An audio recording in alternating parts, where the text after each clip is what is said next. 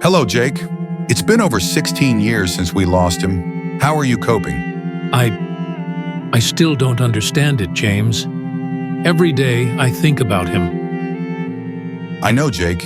It doesn't get easier, but we owe it to him to share his story. Yeah, you're right. People need to know what happened to Alexis Martinez.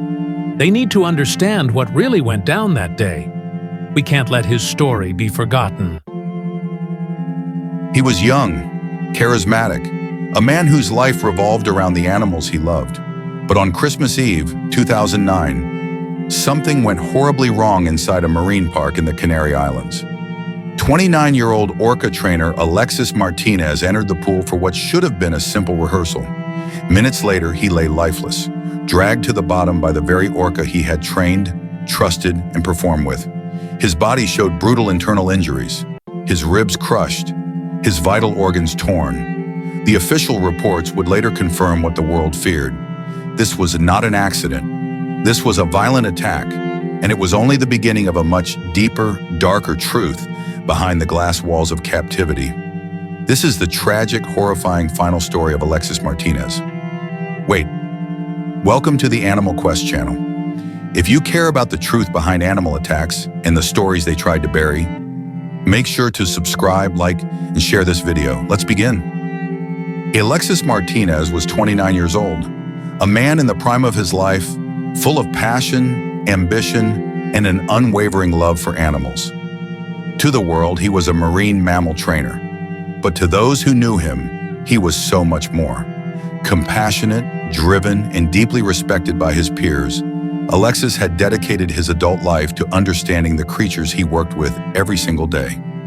He worked at Loro Parque, a marine zoo in Tenerife, one of Spain's Canary Islands, a popular tourist destination known for its beaches, warm climate, and ocean attractions. Loro Parque wasn't just a zoo. It was one of Europe's most prominent marine parks, home to exotic animals, dolphin shows, and, perhaps most famously, a pod of captive killer whales, or orcas, brought in as part of a partnership with SeaWorld in the United States. Alexis had been with the park for years and had become one of its most skilled trainers. He was selected to work directly with the orcas, a role that required intense dedication, physical strength, and absolute trust between human and animal. The orcas at Loro Parque weren't wild-born. They were bred and trained in captivity: Keto, Tekoa, Kohana, and Skyla, young, powerful whales transferred from SeaWorld Orlando under a breeding and loan agreement. Among those whales was Keto, a large male already showing signs of independence and unpredictability. Still, Alexis remained confident in his work. He was known to be calm under pressure and deeply attuned to the animal's moods and behaviors. His colleagues described him as committed and fearless, the kind of trainer you wanted by your side during the most difficult sessions. But behind the applause and the choreographed routines was a job filled with silent risk. Orcas in captivity behave differently than their wild counterparts. Confined to concrete tanks, stripped of natural social structures, and trained to perform, these apex predators sometimes acted out in ways no one fully anticipated or fully understood. And yet, Alexis never backed away. He believed in his work. He believed in the animals. And on the morning of December 24th, 2009, he showed up like he always did, ready for rehearsal, ready to work with Keto, never knowing it would be his last day alive. Loro Parque was more than a marine zoo. It was a polished, high-profile facility boasting some of the most elaborate orca performances in Europe. But few in the audience ever knew the full story behind the whales in the tank. These weren't native orcas. They didn't come from the waters surrounding the Canary Islands. They were bred and trained thousands of miles away, in the United States at SeaWorld Orlando. In 2006, SeaWorld entered into a breeding and loan agreement with Loro Parque. Under that deal, 4 young orcas, Keto, Tekoa, Kohana, and Skyla, were flown across the Atlantic to perform in Europe. It was part of a strategy to expand SeaWorld's global presence, and Loro Parque became the centerpiece of that vision. Keto was one of those whales, a 14-year-old male born in captivity on June 17, 1995, at SeaWorld Orlando. He was the son of Kotar, a wild-caught male who died in captivity, and Kalina, the first orca ever born and successfully raised in a marine park. Keto had never experienced the ocean. He had never hunted, never migrated, never known life outside the walls of a concrete tank. And by the time he arrived at Loro Parque, his personality was already starting to shift. Trainers noted that Keto was physically impressive, long, muscular, and dominant, but emotionally distant. His behavior was often unpredictable. At times, he refused to follow cues. At others, he became unresponsive or showed signs of aggression. Internal reports flagged these issues, but the pressures of show schedules and public demand meant Keto remained in regular rotation, both in performances and in waterwork sessions. In fact, just weeks before the incident, Keto had shown troubling signs. He had become less reliable in responding to hand signals. He was acting more independently, sometimes ignoring trainers during rehearsals. And during one session, he reportedly exhibited body language that made other trainers uneasy, surfacing without being asked, exhaling sharply, and deviating from routine movements. Despite these behaviors, he was still deemed safe for close contact work. No one had ever been seriously injured by Keto. He had never attacked a trainer before. The assumption was that he, like the others, was simply moody, temperamental but manageable. But in captivity, assumptions can be dangerous. And in just a few hours, Keto would remind everyone of just how little control humans truly have over a 6,600-pound predator confined to a pool. The truth is, the warning signs had been there all along. Trainers had documented concerning behaviors from Keto for months, behaviors that, in any other high-risk industry, would have led to serious reevaluation of safety protocols. But in the world of marine entertainment, where performance schedules and public image often took precedence, those warnings were quietly absorbed, rationalized, and ultimately ignored. Internal documents later revealed that Keto was considered to have a lack of controllability and showed signs of mild aggression during training sessions. In confidential behavioral evaluations shared between SeaWorld and Loro Parque, Keto was described as having issues with social integration, often displaying dominant or isolating behaviors toward other orcas. He had difficulty maintaining consistent responses to trainer cues and could become unmotivated or reluctant without explanation. These are not minor concerns when the animal in question weighs over 3 tons and has the raw power to crush a human body with a single lunge. Despite this, Keto was still cleared for what's called water work, a training practice where humans enter the water alongside orcas, performing complex routines that depend entirely on the animal's willingness to cooperate. In truth, there was no safety net. If an orca chose to act out or stop responding, the trainer had no control. There were no barriers, no cages, just a man in a wetsuit floating beside an apex predator in a confined tank. This wasn't an isolated case of oversight. Across the marine park industry, such risks had become normalized. Incidents involving unresponsiveness, refusals, or even aggression were frequently chalked up to the mood of the animal, to stress, to seasonal changes. Trainers, many of them young and passionate, were told to power through, to adapt, to trust their bond with the whale. And Alexis Martinez did. He knew Keto could be difficult, but he believed in his relationship with the animal. He believed in his training. He believed that respect and routine were enough to keep him safe. But belief doesn't stop 6,600 pounds of muscle from turning deadly. December 24th, 2009. It was the morning of Christmas Eve in Tenerife, a day when most people were preparing to spend time with their families. But for Alexis Martinez, the day began like any other, with dedication to his craft and commitment to the animals he had grown to consider part of his extended family. At 10:30 a.m., Alexis entered the Orca pool at Loro Parque for a closed rehearsal. There was no crowd, no cheering audience, just a small group of trainers preparing a special performance for the park's holiday visitors. It was meant to be routine, familiar, controlled. Keto was assigned to the session. Alexis had worked with him many times before, and despite previous concerns about the orca's behavior, the session went forward as planned. It was a waterwork rehearsal, meaning Alexis would be entering the water with Keto, free swimming, side by side, interacting closely with the animal. For those unfamiliar with the industry, this is one of the most dangerous aspects of orca training. There are no barriers, no tools to physically restrain the animal. Just hand signals, vocal cues, and hope. According to internal reports and later court documents, the initial part of the session appeared normal. Alexis gave Keto the usual commands and Keto responded. But what no one could have predicted, what no amount of experience could have prevented, was what came next. Without warning, Keto turned on Alexis. In an instant, the massive orca rammed his trainer directly in the chest with brutal force, slamming him with his rostrum, the bony front of his head. The impact knocked the air from Alexis's lungs, breaking his sternum and several ribs in the process. Then, before anyone could react, Keto clamped his jaws around Alexis's torso and dragged him beneath the surface. It was not a game. It was not a mistake. It was violent. It was deliberate. Alexis struggled beneath the water, but he was no match for the raw strength of a full-grown male orca. Trainers watching from the poolside immediately recognized something had gone horribly wrong. Whistles were blown. Emergency calls were made. Some staff members tried to distract Keto, tossing fish or slapping the water to draw his attention. But the orca would not let go. He held Alexis underwater for an extended period, surfacing only briefly before pulling him down again. It was a terrifying display of dominance and force, one that left everyone watching helpless.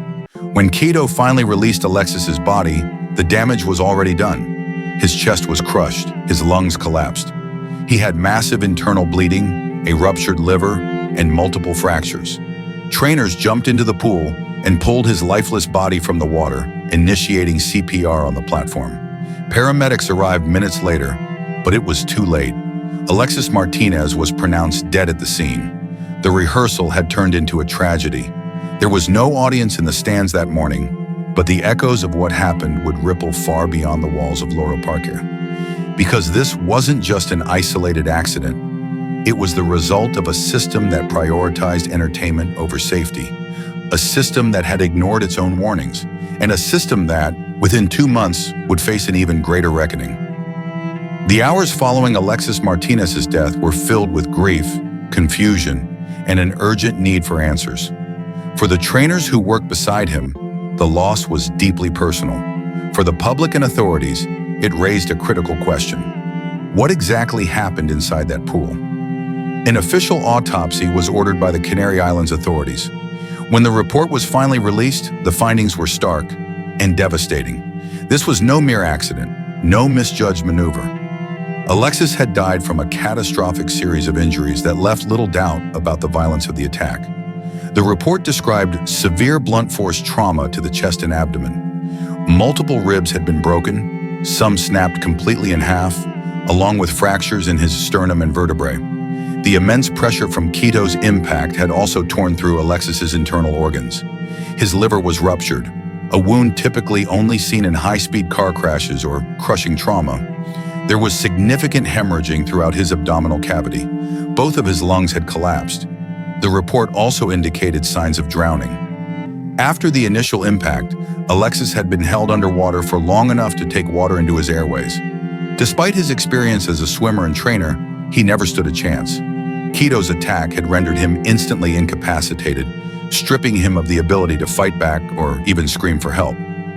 But the autopsy went beyond the physical findings. It pointed to a broader failure of operational safety.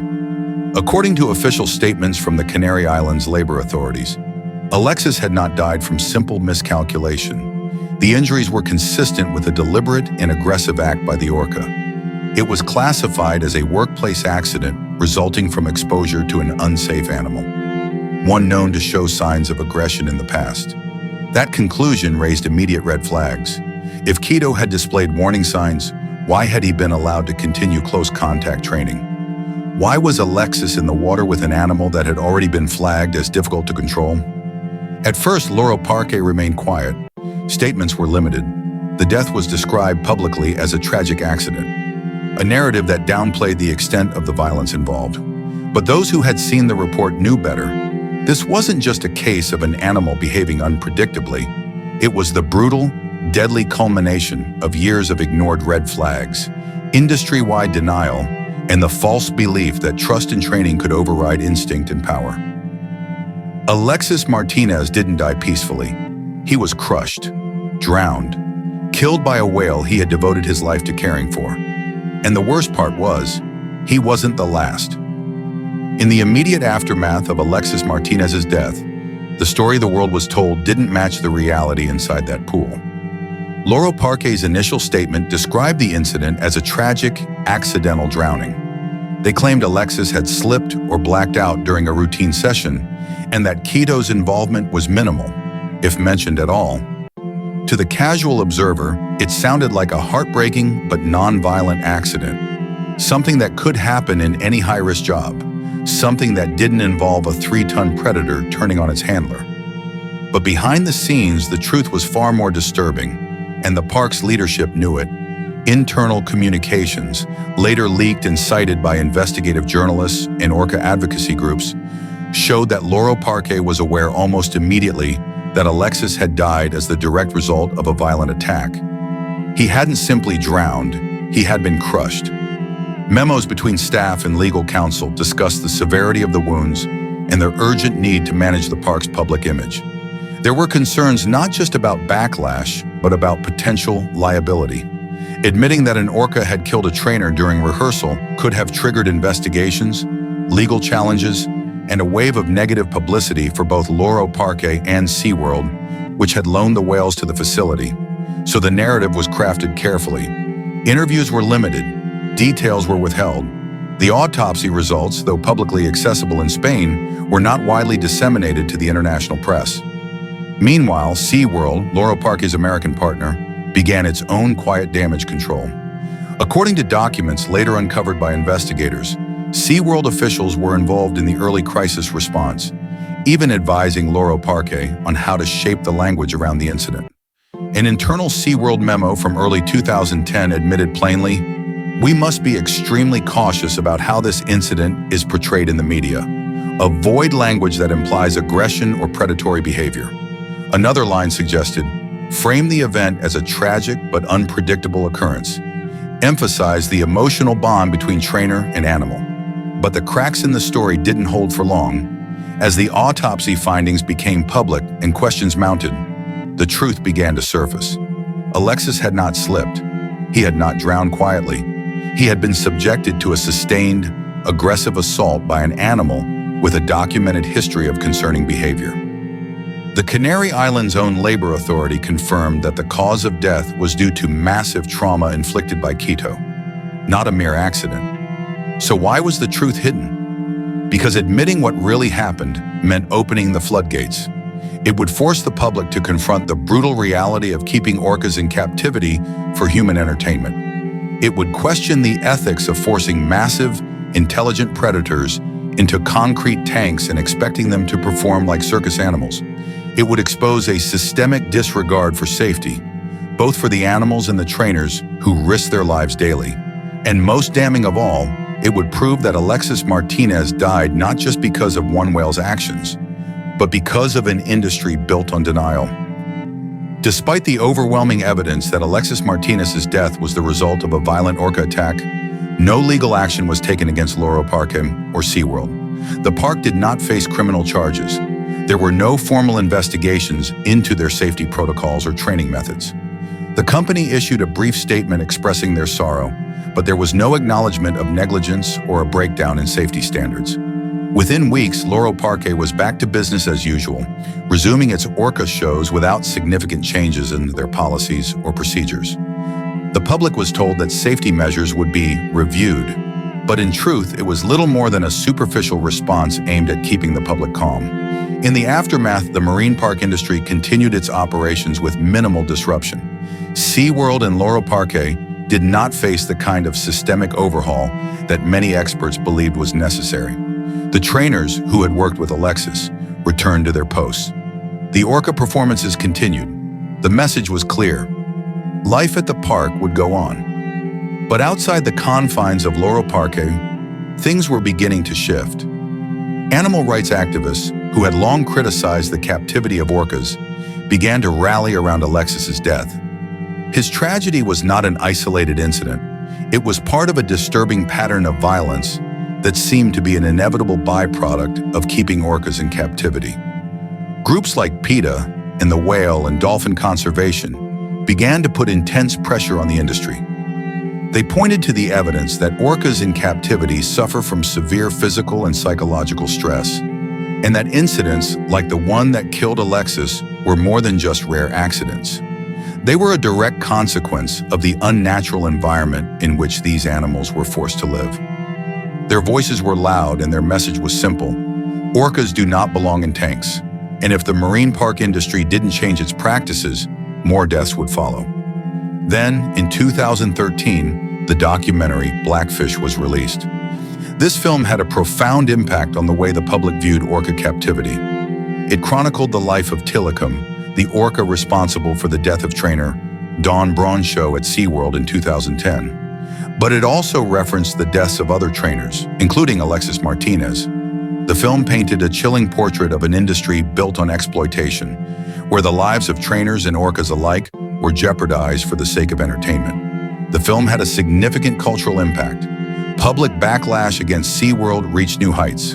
The park's stock prices plummeted. Celebrities and activists spoke out, demanding an end to the captivity of orcas. For many, Blackfish was a turning point in the conversation about marine mammal captivity. It highlighted the systemic issues in the industry, and Alexis's death became one of its most tragic examples.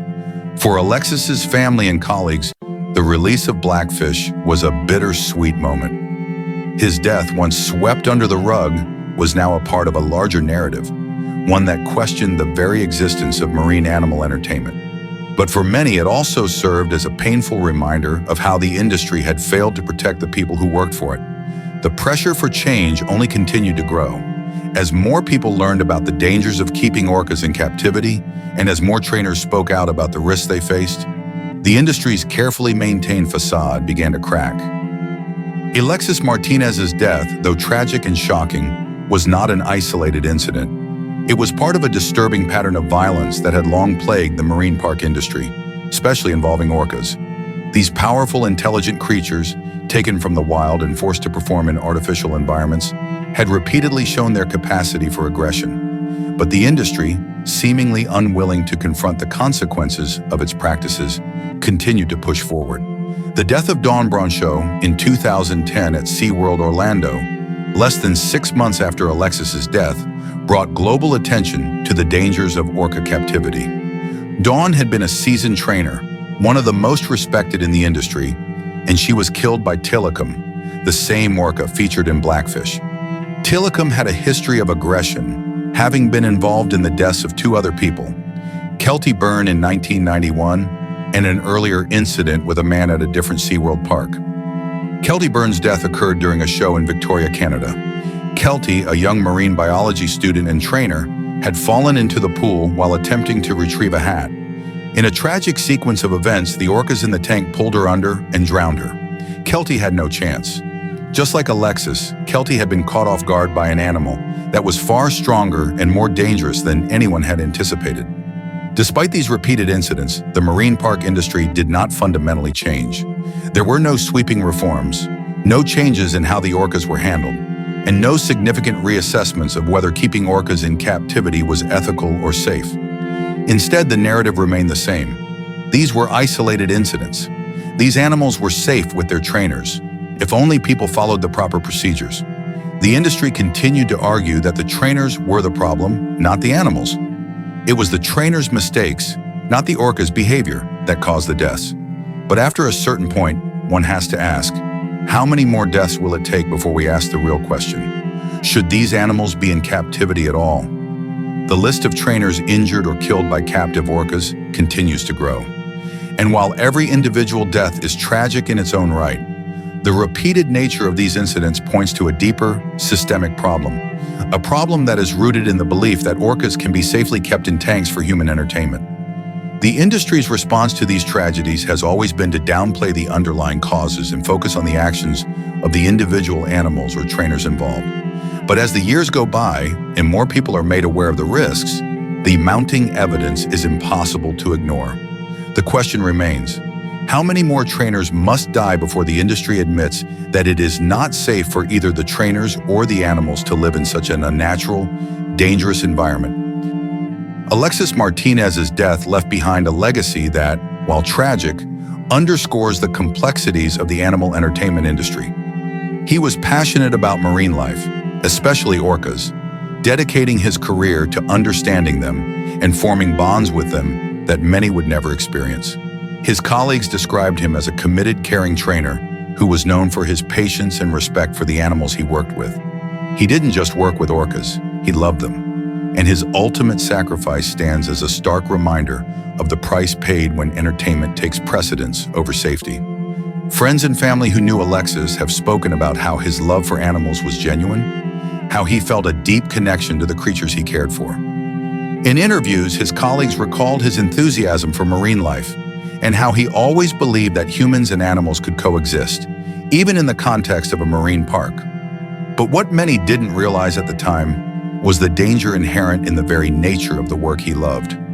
Alexis, like so many trainers before him, believed in the system. He trusted that the training protocols and safety measures in place would keep him and his colleagues safe. But the reality was far different. The risks were being downplayed, and the true dangers of working with these massive, unpredictable predators were hidden in plain sight. There's a lingering question that still remains unanswered. How many lives must be lost before we seriously question the cost of entertainment over safety?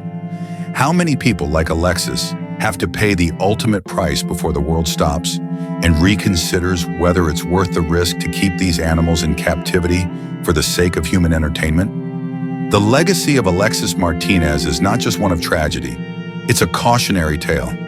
His death forced the world to reckon with the consequences of a multi-billion-dollar industry built on the backs of intelligent, powerful creatures trapped in artificial environments. It has forced people to reconsider how we treat the animals we admire from a distance and whether the cost of entertainment is too high. Yet despite the heartache and loss, his story continues to resonate. Alexis's death has become part of a larger conversation about the ethics of keeping orcas in captivity, and it has spurred many to ask whether these animals, whose intelligence rivals that of humans, should ever have been confined to tanks in the first place. Even now, his family and friends continue to honor his memory, speaking out about the dangers that Alexis and so many other trainers faced. They hold on to the hope that his tragic death was not in vain, that it will help spark change and bring attention to the dangers inherent in this industry. But the questions remain. What price are we willing to pay for entertainment? How many more lives need to be lost before the industry is forced to confront the full reality of what it is doing to both the animals and the people who care for them? Alexis Martinez died doing what he loved, working with the very creatures he had dedicated his life to. But should he have died at all? Was it worth the risk? What does this say about the industry that continues to profit from animal performances? Let us know what you think in the comments below. Your thoughts matter. If this story opened your eyes to the hidden dangers behind the tank, make sure to hit that like button, subscribe, and share this video. Together we can raise awareness and make sure the truth is heard. Help spread the message and let's expose the risks these animals and trainers face every day.